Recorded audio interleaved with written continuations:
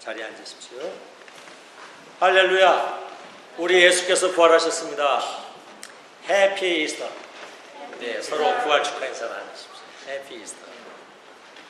어떤 분은 이것만 됩니다. 군 출신인가 봅니다. 해피 이스터. 예.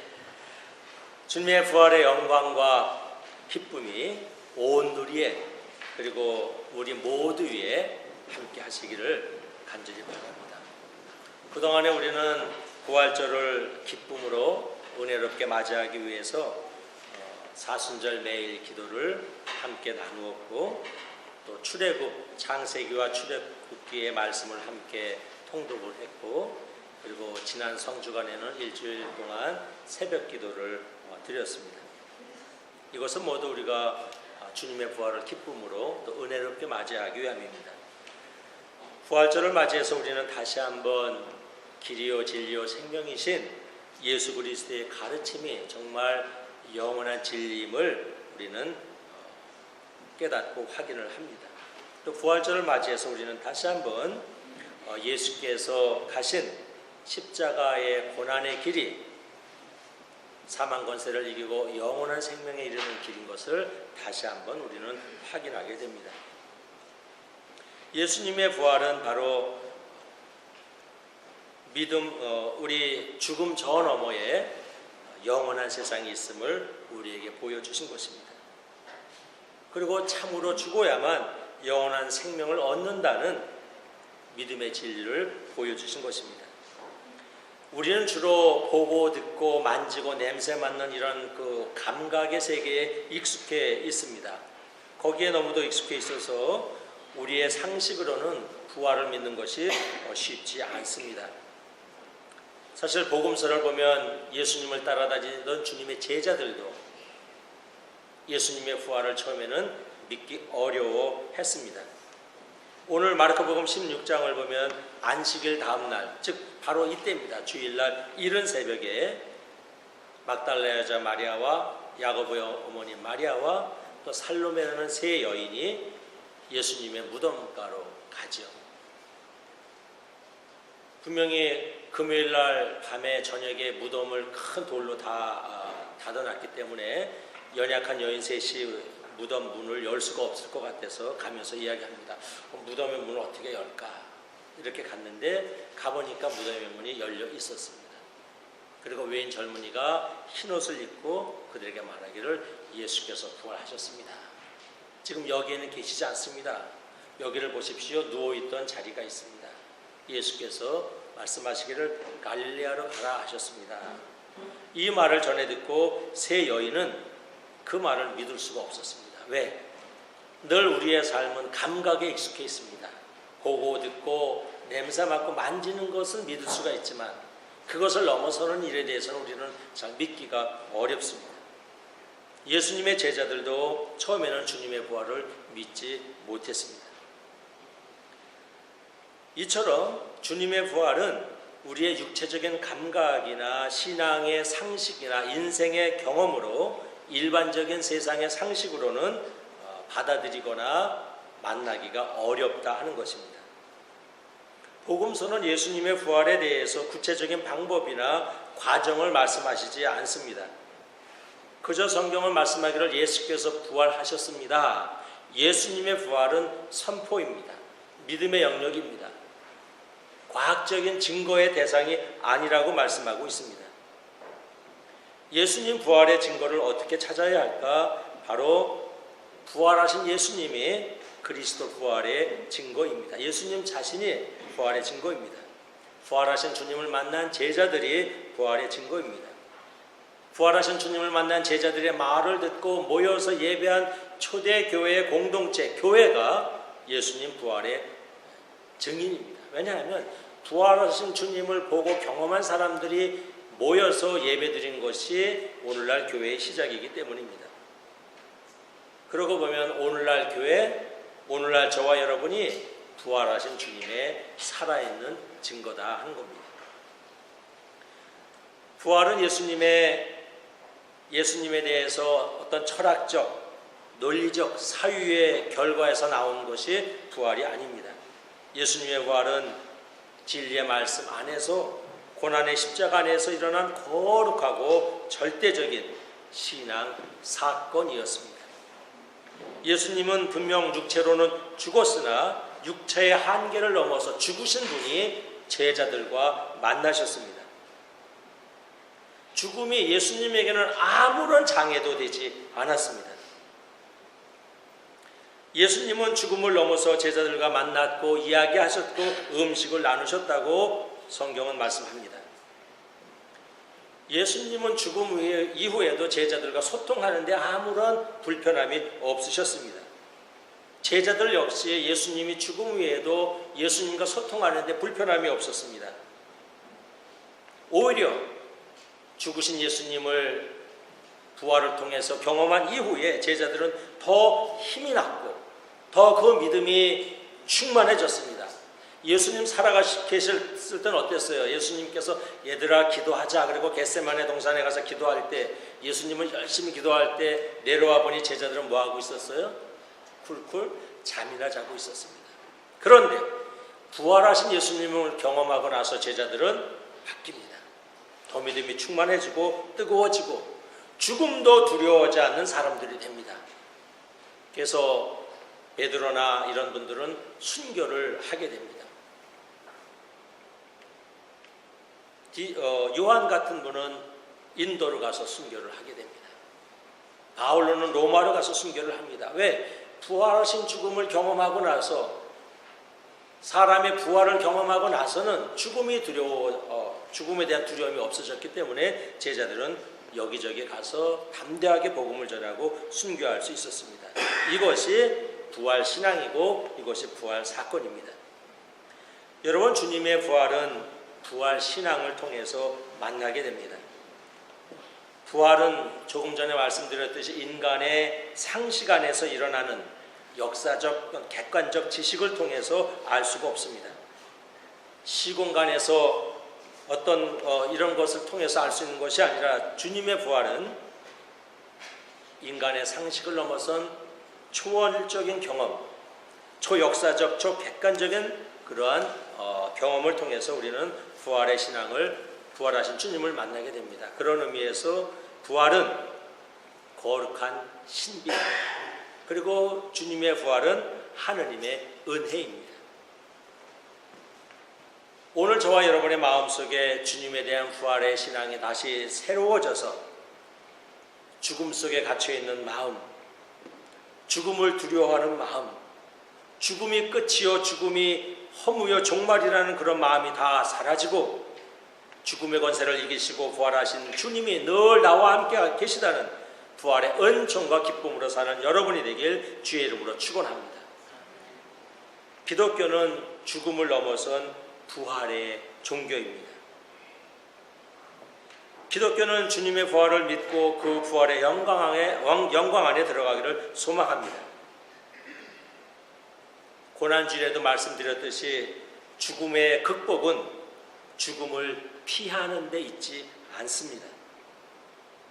죽음의 극복은 역설적으로 진정으로 참으로 죽는 데 있습니다. 한 알의 밀알이 정말 죽지 않으면 많은 열매를 맺을 수 없습니다.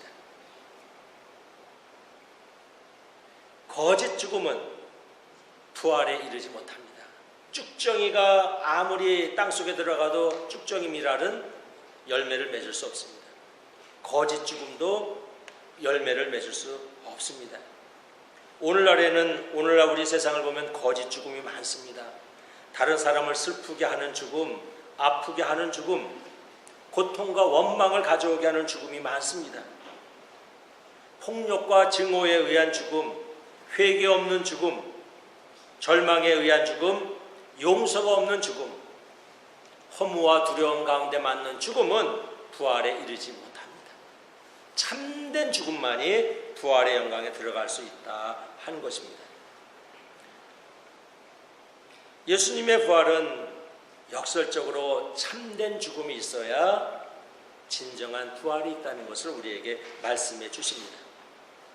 그것이 예수께서 말씀하신 밀알의 비유입니다. 제가 여러분에게 부활의 진리, 부활의 비결을 알려드립니다. 참으로 죽어야 부활한다 하는 것입니다. 죽지 않고는 부활할 수 없습니다.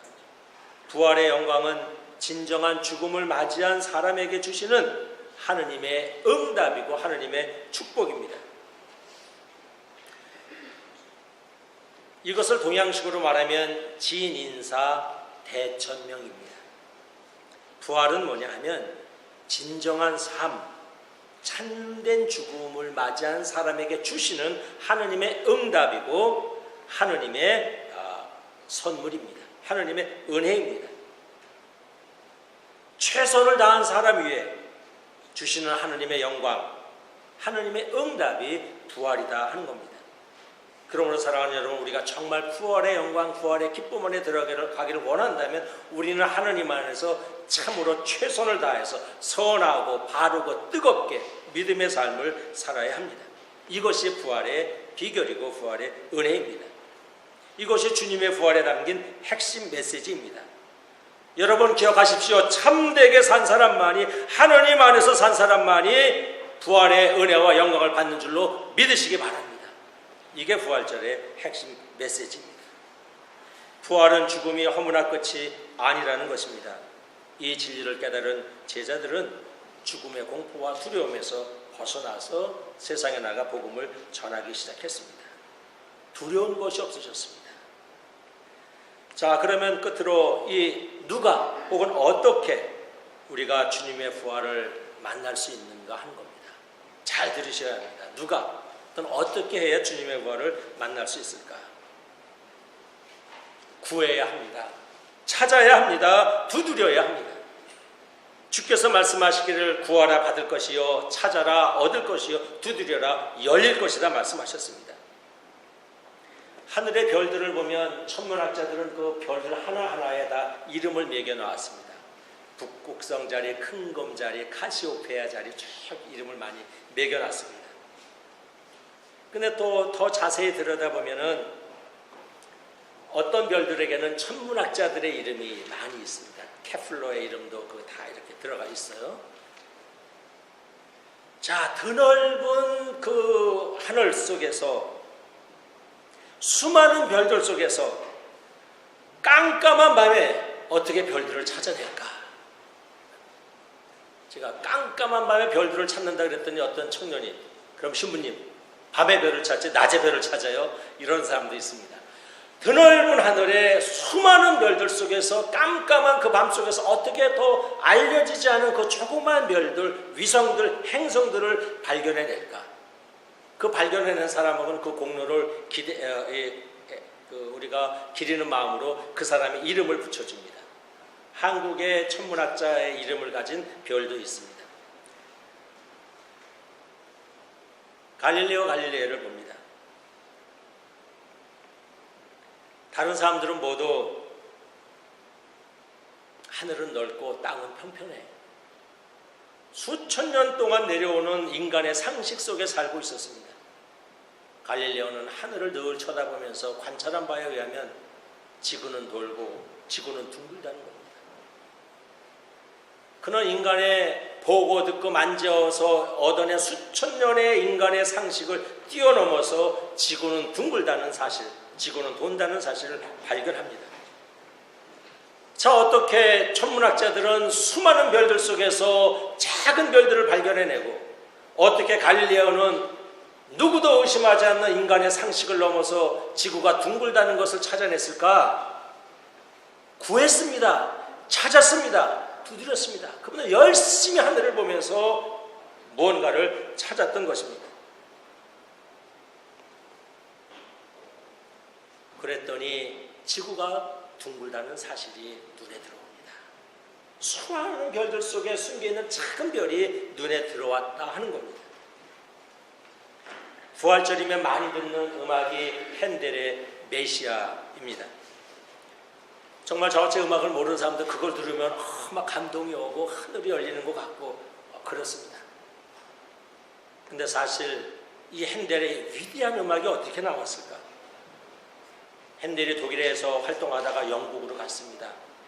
영국 사람들의 이 취향과 기호를, 음악적인 취향과 기호를 맞추기가 좀 힘들었다고 합니다. 그래서 그런지 핸델이 만든 곡들은 영국에 가서 실패합니다. 수많은 돈을 들여서 공연장을 얻고 사람들을 데려다 공연하고 작곡을 해서 공연하고 나면 빚입니다. 사람들이 없어요. 텅텅 빕니다. 오늘날로 말하면 일종의 사기죄로 핸델은 감옥에도 갇힙니다. 돈을 끌어다가 공연을 했는데 사람이 오지 않아서 빚을 집니다. 56세쯤에서 그는 시리에 빠집니다. 그러다가 그는 메시아를, 하느님의 영광을 노래하는 이 곡을 꼭 만들고 싶다는 소망을 갖습니다. 그는 그때 빚을 졌고 몸은 건강이 좋지 않았습니다. 곡을 작곡하기 시작해서 그는 한 달 동안, 정확히 24일 동안 그는 거의 먹지도 아니하고 계속 작곡에만 매달렸다고 합니다. 그의 하인에게 어느 날 이렇게 얘기합니다. 얼마나 그가 그 곡을 만들기 위해서 노력했는지 이렇게 얘기합니다. 눈물을 흘리면서 작곡을 하면서 그의 하인에게 이렇게 말했다고 합니다. 내 앞에 하늘이 열리는 것을 나는 보았네. 내 앞에 위대한 하나님을 만났다는 생각이 나에게 드네 하면서 자기 하인에게 이런 얘기를 하면서 곡을 만들었습니다. 위대한 곡입니다. 여러분, 찾는 것입니다. 두드리는 것입니다. 구하는 것입니다. 여러분, 누가 별을 찾고 누가 위대한 명곡을 탄생하게 하고 누가 상식을 넘어선 뛰어난 이런 진리를 찾아내고 볼 수 있습니까? 구하는 사람, 찾는 사람, 두드리는 사람, 열망하는 사람입니다. 사랑하는 여러분, 부활의 신앙으로 뜨거워지길 원합니까? 부활의 진리와 부활의 신비와 부활의 은혜를 내가 체험하기를 원합니까? 열망하시고 찾고 두드리시고 간구하는 여러분이 되길 주의 이름으로 축원합니다. 그때 부활의 신앙이 나에게 다가옵니다. 그때 내 마음은 죽음의 두려움을 모두 다 잊어버릴 수 있습니다. 사랑하는 여러분, 바로 이것이 우리가 부활 신앙에 들어가는 비결입니다. 말씀에 대한 깊은 추구, 주님의 사랑에 대한 깊은 감사, 주님을 향한 그 열심 있는 헌신의 결단, 이런 것들을 통해서 하게 되면 우리는 부활의 신비와 부활의 은혜에 들어갈 수 있다 하는 겁니다. 부활절입니다. 여러분, 부활신앙으로 충만하기를 바랍니다. 부활의 신앙이 여러분이 세상을 살아가는 힘이요 기쁨이 되기를 주의 이름으로 축원합니다. 고난과 슬픔과 절망과 상처에서 이겨나가는 영적 에너지가 부활신앙이 되기를 주의 이름으로 축원합니다. 부활절입니다. 우리 민족은 통일이 어려워, 통일은 안 돼. 민족적인 절망에서, 민족적인 포기에서 우리를 일으켜 세우는 것도 부활신앙입니다. 우리는 안 돼, 할 수 없어. 부정적인 생각에서 우리를 일으켜 세우는 것도 부활신앙입니다. 미국은 총기 규제가 어려워, 미국은 안 돼, 못할 거야. 아니요, 부활신앙이 있으면 할 수 있는 줄로 믿으시기 바랍니다. 정말 미국의 총기 규제를 희망하는 분이 있다면 부활신앙에 서야 합니다. 그리고 우리가 끝까지 나가면 정말 이 미국이, 우리의 자녀들이 총으로부터 위협을 받지 않고 공부하는 세상이 우리의 손주 손녀들 때는 올 수 있습니다. 뭡니까? 부활신앙입니다. 부활신앙은 우리를 안 된다, 못한다, 고난, 절망, 희망, 슬픔에서 우리를 이겨낼 수 있습니다. 왜? 우리 주님이 사망에서 부활하셨기 때문에, 그걸 우리가 봤기 때문에, 그걸 우리가 믿기 때문에 그렇습니다. 거룩한 부활절, 은혜로운 부활절, 기쁜 부활절, 부활신앙이 저와 여러분의 마음속에 뜨겁게 강하게 자리하기를 주의 이름으로 축원합니다. 성부와 성자와 성령의 이름으로 말씀드렸습니다.